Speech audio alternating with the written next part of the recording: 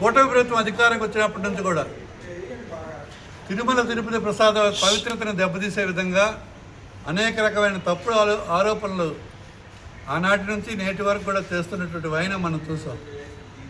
అనేక దర్యాప్తు సంస్థలు దర్యాప్తు చేసి వాళ్ళే నియమించిన కమిటీల మీద నుంచి కూడా వాళ్ళందరూ సమక్షంలో చిట్టి వేదిక ఇచ్చిన సందర్భం తర్వాత కూడా మరలా దాన్ని మాట మార్చి అది జంతువుల కొవ్వు కాదు, పామాయిల్ లేకపోతే ఇంకొక బాత్రూంలో వాడినటువంటి వస్తువులు అని చెప్పి ఇలాగ అనేక రకాలుగా చెప్పిందే మరలా వక్రీకరించి చెప్తున్నటువంటి ఏ ఒక్క మాట కూడా స్థిరంగా మీరు మాట్లాడక ఒక్కొక్కసారి ఒకలాంటి ఆరోపణలు చేస్తూ పవిత్రమైన తిరుపతి లడ్డు ప్రసాదాన్ని కూడా అపవిత్రత వైపు తీసుకెళ్ళినటువంటి వైనం చాలా దురదృష్టకరం.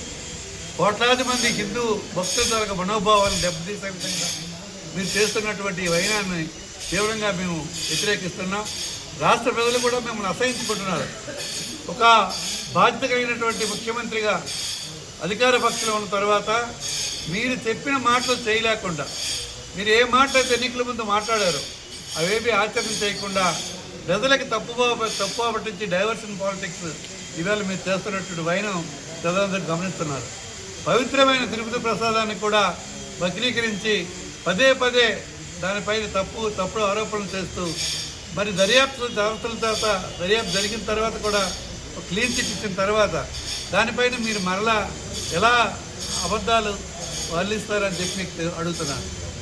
మరి ఆవేళ మీరు జరిగినటువంటి సందర్భం కూడా అధికారం ఉంటుంది మీరే, మీ హయాంలోనే ఇవన్నీ జరిగాయి. మీ నియామకం చేసిన మనుషులు నిర్ణయాధికారం ఇచ్చిన తర్వాత కూడా మీరు మరలా ఆ పవిత్రతని తప్పుపట్టే విధంగా ప్రసాదాన్ని తప్పుపడుతున్నారు. ఇది చాలా దురదృష్టకరం. మరి ఇటువంటి పద్ధతులు ఎప్పటికైనా మానుకోండి.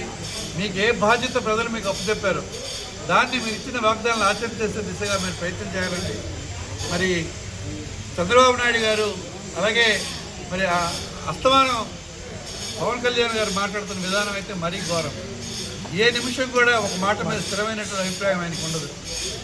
ఒకసారి ఒక రకమైనటువంటి మాటలు మాట్లాడుతూ మరి చంద్రబాబు నాయుడు గారు ఏం చెప్తే దాన్నే అతను పదే వల్లివించడం ఇంకా బాధాకరం.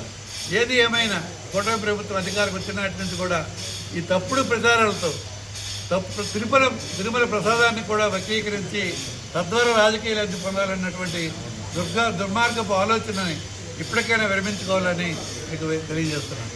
Thank you.